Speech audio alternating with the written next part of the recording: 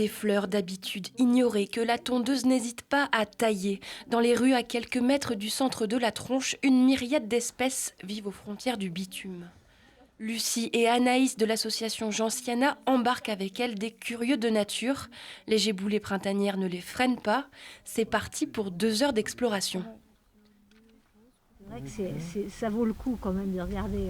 Loupe et livre botanique à la main, les 2 groupes d'une dizaine de personnes scrutent chaque recoin en bordure de rue. On voit des petits poils le long de la tige. Mais ils ne sont pas recourbés. Non, ils sont droits, perpendiculaires à la tige.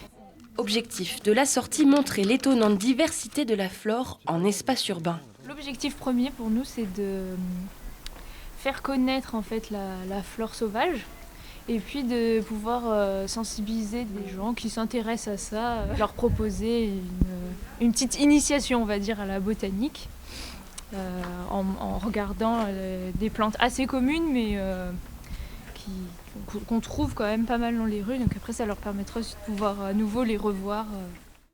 Connaître ce qui nous entoure, du macroscopique au microscopique, les participants se prennent au jeu de trouver les noms de chaque espèce, au point de ne pas voir les heures passer. Là, on a fait quelques mètres et on y a passé 1h30, donc en fait, il y a de quoi faire.